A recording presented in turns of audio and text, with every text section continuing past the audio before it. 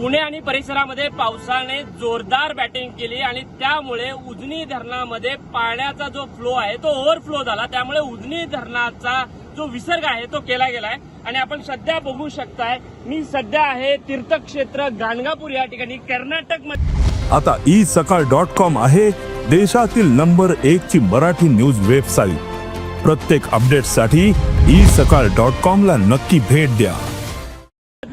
हे तीर्थक्षेत्र आहे गुलबर्गा जिल्ह्यामधलं आणि भीमेचा रौद्र रूप आपण या ठिकाणी पाहू शकताय। खरं तर भीमा आणि अमरजा नदीचा संगम आपल्याला या ठिकाणी पाहायला मिळतोय आणि आपण जर बघितलं तर गाणगापूर आणि इटगा हा जो पूल आहे तो पूर्णतः पाण्याखाली गेल्याचं एकूणच चित्र आपल्याला पाहायला मिळतंय। खरं तर भीमा नदीचं रौद्र रूप आपण बघू शकता। या ठिकाणी पाण्याच्या ज्या लाटा आहेत त्या खळखळून वाहत असतानाचं एकूणच चित्र या ठिकाणी आपल्याला पाहायला मिळतंय। खरं तर भीमा नदी काठची जी गावं आहेत त्यांना इकडच्या कर्नाटक प्रशासनाने सतर्कतेचा इशारा दिलेला आहे। त्यासोबतच आपण जर बघितलं तर या नदीकाठच्या गावं जी आहेत तिथली लोक जी असतील किंवा अजून आपण जर बघितलं तर इकडची जी शेत आहेत ती पूर्णतः पाण्याखाली गेल्याचं चित्र आपल्याला पाहायला मिळतंय। खरं तर हा जो पूल आहे त्याच्या पल्याड आपण जर बघितलं तर विजापूर तालुका आहे तो कर्नाटक मधला तालुका आहे, मात्र गाणगापूर आणि विजापूरचा संपर्क या पाण्याला आलेल्या फ्लोमुळे पूर्णतः तुटल्याचं एकूणच चित्र आपल्याला पाहायला मिळतंय। त्यामुळे आपण गाणगापूर मध्ये आलात तर या भीमेचं रौद्र रूप आपल्याला या ठिकाणी पाहायला मिळतंय। त्यामुळे एकूणच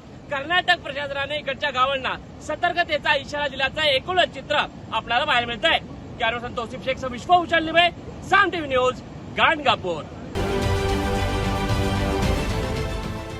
देश विदेशातील प्रत्येक घडामोडींचे लाईव्ह अपडेट मिळवण्यासाठी आता साम टीव्हीच्या सर्व सोशल मीडिया प्लॅटफॉर्मला लाईक, फॉलो आणि सबस्क्राईब करा। तसंच सर्व नोटिफिकेशनसाठी बेल आयकॉन प्रेस करायला विसरू नका।